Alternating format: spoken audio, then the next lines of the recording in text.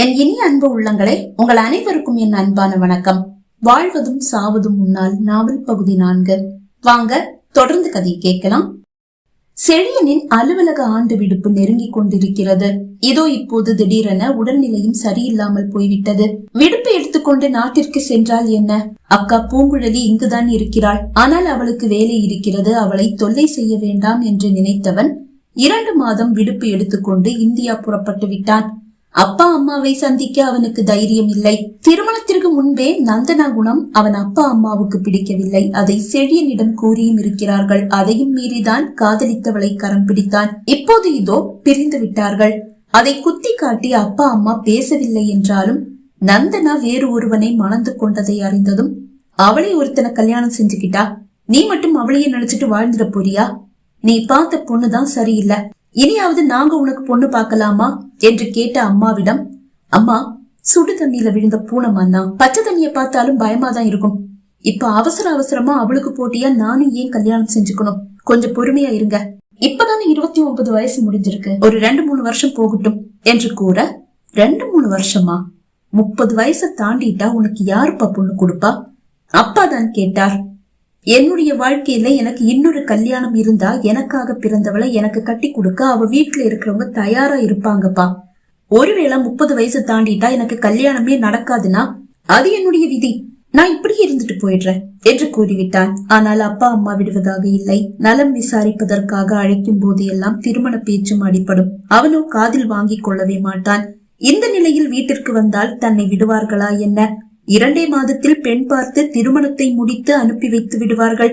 அதனால் இந்தியா செல்வதை அக்காவிடம் கூறாமலே புறப்பட்டு விட்டான். அவன் லட்சியம் ஏலகிரிதான். ஏனென்று தெரியவில்லை, கயல் என்ற அந்த சிறுமி சில நாட்களாக அவன் தூக்கத்தை கெடுக்கிறாள். அவள் மகிழ்ச்சியாக இல்லை, ஏதோ சிக்கலில் இருக்கிறாள். அவளுக்கு தன் உதவி தேவைப்படுகிறது என்று அவன் மனதின் உள்ளிருந்து அவனிடம் யாரோ உறக்க கூறிக்கொண்டே இருக்கிறார்கள். அவ என்னை தேடி ஏலகிரி வந்திருப்பாளோ என்ற சந்தேகம் கூட இப்போது அடிக்கடி அவன் மனதில் எழுகிறது. அவள் ஏதோ ஆபத்தில் இருக்கிறாள் என்று அவனுக்கு தோன்றுகிறது. ஏன் இப்படி அவன் மனம் அந்த சிறுமிக்காக தவிக்கிறது என்று அவனுக்கு புரியவில்லை. இதோ சென்னை வந்து சேர்ந்து விட்டான். அங்கிருந்து டாக்ஸி ஒன்றை புக் செய்து கொண்டு ஏலகிரி புறப்பட்டு விட்டான். ஏலகிரியை எட்டும் போது இரவு 9 மணி. ஒரு ஹோட்டலில் அறை எடுத்துக் கொண்டவன் வந்த களைப்பை மாற்ற சுடு தண்ணீரில் நன்றாக குளித்துவிட்டு மருந்தை எடுத்துக்கொண்டு படுக்கையில் விழுந்தான். காலை அவன் எழும்போது 10 மணி ஆகிவிட்டது. குளித்து விட்டு வந்தவன் காலை உணவை முடித்த பின் மருந்தையும் எடுத்துக்கொண்டு தாத்தாவின் வீட்டை பார்ப்பதற்காக புறப்பட்டு விட்டான். தாத்தாவின் வீடு இப்போது யாரோ ஒருவருக்கு சொந்தம். ஆனாலும் அந்த வீட்டை பார்க்க வேண்டும் என்று தோன்றுகிறது. வாடகை கார் ஒன்றை எடுத்துக்கொண்டுதான் தாத்தா வீட்டிற்கு கிளம்பி விட்டான். தாத்தா வீட்டை எட்டியவன் காரை ஓரமாக நிறுத்திவிட்டு ஒரு மரத்தில் வந்து சாய்ந்து நின்று தாத்தா பாட்டியுடனான அந்த கடந்த கால நினைவுகளை மனத்திரையில் கொண்டு வந்து அதை காட்சிகளாக கண்டு ரசிக்கும் போது அவன் விழிகள் தாத்தா பாட்டியின் வீட்டின் மீதுதான் இருந்தது. அவன் தோளில் ஒரு கரம் பதிய தன் நிலைக்கு வந்தவன் அருகில் நிற்கும் அந்த இளைஞனை கண்டு, யாரு ப்ரோ நீங்க என்று கேட்டான்.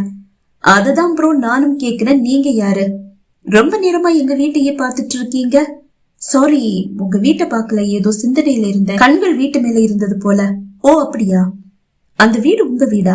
ஆமா, ஒரு காலத்துல அது எங்க தாத்தா பாட்டி வீடா இருந்தது ப்ரோ. தாத்தா பாட்டி நினைவு வந்ததால அவங்க வாழ்ந்த வீட்டை பாத்துட்டு போலான்னு வந்தேன். அப்படியா? அப்படின்னா உங்க பேரு செழியனா? அந்த இளைஞன் கேட்டதும் செழியனுக்கு வியப்பு. ஆமா, உங்களுக்கு எப்படி? எனக்கும் உங்க பேர் தெரியாதுதான். ஆனா ஒரு 5 வருஷமா கயல்னு ஒரு பொண்ணு உங்களை தேடி வந்துட்டே இருந்தாங்க. செழியன்னு யாராவது இங்க வந்தாங்களா? இது அவங்க தாத்தா வீடு, அவங்க வித்துட்டாங்க. ஆனாலும் அவங்க தாத்தா பாட்டி நினைவு வந்தா இங்க வர வாய்ப்பு இருக்கு அப்படின்னு சொல்லி ஒவ்வொரு தடவை வரும்போதும் கேட்பாங்க. நாங்களும் இல்லைன்னு சொல்லி அனுப்பிடுவோம்.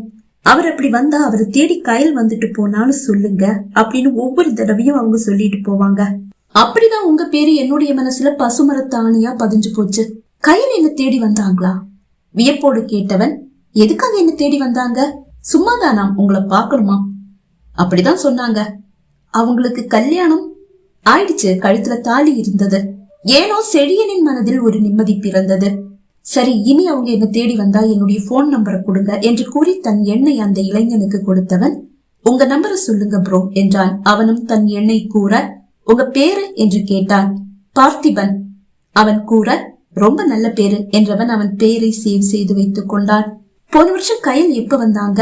போன வருஷம் மட்டும் இல்ல, கடந்த 5 வருஷமா அவங்க டிசம்பர்ல தான் வந்தாங்க. அப்படின்னா இந்த வருஷமும் அவங்க டிசம்பர்ல தான் வருவாங்க போல. அப்படிதான் எனக்கும் தோணுது. இப்போ ஆகஸ்ட் தானே ஆகி இருக்கு. என்ன ஆனாலும் கயல் விஷயத்தை எனக்கு தெரியப்படுத்தினதுக்கு ரொம்ப நன்றி பார்த்திபன். ஓகே, நான் கிளம்புறேன். செழியன் காரை நோக்கி நடக்க, அந்த பொண்ணு உங்க காதலியா ப்ரோ என்று கேட்டான் பார்த்திபன். இல்ல, தெரிஞ்சவங்க. திரும்பி பார்க்காமல் கூறிவிட்டு அவன் நடக்க, வீட்டுக்கு வந்துட்டு போங்க ப்ரோ, என்னுடைய அம்மா நல்ல டீ போடுவாங்க பார்த்திபன் கூற, வேண்டாம் ப்ரோ என்றவன் திரும்பி பார்த்திபனை பார்த்தான். ப்ரோ, நான் இங்க ஒரு 2 மாசம் இருப்பேன். இங்க வீடு ஏதாவது வாடகைக்கு கிடைக்குமா? ஹோம் ஸ்டே மாதிரி ஏதாவது கிடைச்சா ரொம்ப நல்லா இருக்கும். இல்லனா சாப்பாட்டுக்கு ஹோட்டலை தேடி அலைய வேண்டியதா இருக்கும். ஹோட்டல் சாப்பாடு எனக்கு ஒத்துக்காது. இருக்கு ப்ரோ, என்னுடைய அக்கா வீடு. என் மாமா இதையும் ஒரு சைடு பிசினஸா செஞ்சிட்டு இருக்காரு. வாங்க, வீட்டை காட்டுறேன். திரும்பி வந்த செழியன் பார்த்திபனோடு நடந்தான். தாத்தா வீட்டிலிருந்து ஒரு 5 வீடு தள்ளிதான் அந்த வீடு இருந்தது. வீடு அவனுக்கு மிகவும் பிடித்து போனது. அவனுக்கு காண்பித்த அறையும் அவனுக்கு மிகவும் பிடித்து விட்டது. அட்வான்ஸ் எதுவும் கிடையாது, ஆனா வாடகையை நீங்க கரெக்டா கொடுத்துடணும், அவ்வளவுதான். கண்டிப்பா அதை அட்வான்ஸாவே நான் கொடுத்துடுறேன். அப்புறம் என்னுடைய திங்ஸ் எல்லாம் ஹோட்டல்ல இருக்கு, நான் போய் அதை எடுத்துட்டு வந்துடுறேன் என்று கூறி சென்றவன் சிறிது நேரத்திலேயே அறையை காலி செய்துவிட்டு பார்த்திபனின் அக்கா வீட்டிற்கு வந்து விட்டான். ஒரு வாரம் ஏலகிரி முழுவதும் சுற்றி திரிந்த செழியன் அன்று வனத்திற்குள் செல்ல முடிவு செய்தான். மாயவன் சோலை கிராமத்தை பார்க்க வேண்டும் என்று ஒரு ஆசை. அவன் புறப்பட்டு விட்டான். காரில் செல்லும் தூரம் வரை காரில் வந்தவன் காட்டிற்குள் நடக்க ஆரம்பித்த போது அதோ சற்று தொலைவில் அவனுக்கு முதுகை காட்டி நிற்கிறாள் ஒரு பெண். பட்டு சேலை உடுத்தி இருப்பவள் அவள் யார்? அதுவும் தன்னந்தனியாக காட்டிற்குள் வந்திருக்கிறாளே, இவள் யார்?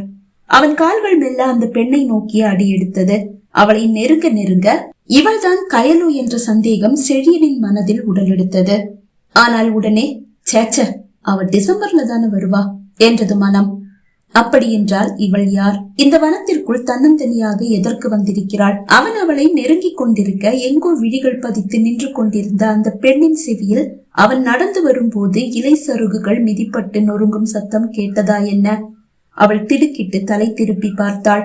அவளை கண்டு செழியனின் விழிகள் அகல விரிந்தது. கயல், டாக்டர் கயல். அவன் உதடுகள் அவனையும் அறியாமல் முணுமுணுத்த அந்த நொடி அவள்தான் கயல் என்பதையும் அவன் மனம் உறுதி செய்தது. செழியனை கண்டு அவள் விழிகளும் வியப்பில் விரிந்தன. அந்த நொடி தான் தேடிய செழியன் அவன்தான் என்று அவள் மனமும் உறுதி செய்து கொண்டது. கயல் என்று அவனும் செழியன் என்று அவளும் ஒரே குரலில் கூறிவிட்டு இருவரும் சிரித்தனர். நீதான் அந்த சிறுமி கயல் என்று கேட்டான். ஆமா, நானேதான். ஆமா, நீ 5 வருஷமா என்ன தேடி வந்துட்டு போறதா பார்த்திபன் சொன்னானே, ஏன்? சும்மாதான், உங்களை பார்க்கணும், நீங்க எப்படி இருக்கீங்கன்னு தெரிஞ்சுக்கணும்னு ஒரு ஆசை. அப்படின்னா நீ சந்தோஷமா இல்லையா? சிரித்தவள், நான் இப்ப வாழ்ந்துட்டு இருக்கிறது உங்களாலதான், அதனால உங்களை பார்க்கணும்னு ஒரு ஆசை, அவ்வளவுதான். இல்லையே, அதையும் தாண்டி நீ என்கிட்ட ஏதோ சொல்லணும்னு ஆசைப்படுறேன்னு நினைக்கிறேன். இப்போது அவளது சிரிப்பில் ஒரு சோகம் பிரதிபலித்தது. ஆமா, யார்கிட்டயாவது என்னுடைய நிலைமையை சொல்லி வாய் விட்டு கதறி அழணும்னு ஆசையா இருக்கு. ஆனா அந்த அளவு நம்பகமான யாரும் எனக்கு இந்த உலகத்துல இல்ல செழியன், உங்களை தவிர. தாத்தா பாட்டி 2 வருஷம் முன்னாடி தாத்தா இறந்துட்டாரு. ஆனா ஒரு 5 வருஷம் முன்னாடியே பாட்டி இறந்துட்டாங்க. ஓ, அப்படியா? ஓகே, உன்னுடைய பிரச்சனை என்ன சொல்லு, அதுக்கு நல்ல ஒரு தீர்வு எனக்கு தெரியும்னா கண்டிப்பா அதை நான் உனக்கு சொல்றேன். சிரித்தவள், எங்க இருந்து ஆரம்பிக்கிறதுன்னு எனக்கு தெரியல, ஆனாலும் இங்கதானே நம்ம 2 பேரும் பிரிஞ்சோம், இங்க இருந்தே ஆரம்பிக்கலாம். இங்க இருந்து நான் போனதுக்கு அப்புறமா நீங்க கட்டின தாலியை என் கையாலேயே கோயில் உண்டியல்ல போட சொல்லும் போது என்னுடைய பாட்டி என்கிட்ட ஒரு விஷயத்த சொன்னாங்க. இந்த தாலியை மட்டும்தான் கழட்டி கோயில் உண்டியல்ல போட்டிருக்க, உங்க உறவே இல்ல. நீ படிப்பு முடிச்சதுக்கு அப்புறமா அந்த தம்பியை தான் கல்யாணம் செஞ்சுக்கணும்னு நான் ஆசைப்படுறேன். ஏன்னா உங்க கல்யாணம் அது மனுஷனால ஏற்பட்ட ஒரு உறவு இல்ல, அது இயற்கையுடைய ஆசீர்வாதம். இந்த உறவு தான் நிலையானதுன்னு எனக்கு தோணுது. இந்த உறவு வேண்டான்னு நீ நினைச்சாலும் வேற ஒருத்தரை நீ கல்யாணம் செஞ்சுக்கும் போது இந்த உறவே உனக்கு ஒரு பிரச்சனையா வரலாம். அதை தவிர்க்க நீங்க 2 பேரும் எதிர்காலத்துல ஒன்னா சேரணும், அதுதான் உனக்கு நல்லது அப்படின்னு சொன்னாங்க. அப்ப எனக்கு அது விளையாட்டாதான் தோணிச்சு. ஆனா ஒரு வாழ்க்கை துணையை பத்தி நான் நினைக்க ஆரம்பிக்கும் போது பாட்டி சொன்னதுதான் சரின்னு தோணிச்சு. என்னால உங்க வாழ்க்கையில எந்த பிரச்சனையும் வராதுன்னு நான் அன்னைக்கு சொல்லிட்டு போனேன், அதனாலேயே உங்களை தேடி வர தயக்கமா இருந்தது. அதையும் தாண்டி பாட்டி சொன்ன அந்த வார்த்தைக்காக நான் உங்களை தேடி வந்தேன். ஆனா நீங்க இங்க இல்ல, உங்க தாத்தா பாட்டி இறந்துட்டாங்க, அவங்க வீட்டை நீங்க வித்துட்டீங்கன்னு சொன்னாங்க. ஏமாற்றத்தோட நான் திரும்பி சென்னைக்கு போயிட்டாலும் உங்க தாத்தா பாட்டி நினைவு வரும்போதாவது நீங்க ஏலகிரிக்கு வருவீங்கன்னு எனக்கு தோணிச்சு.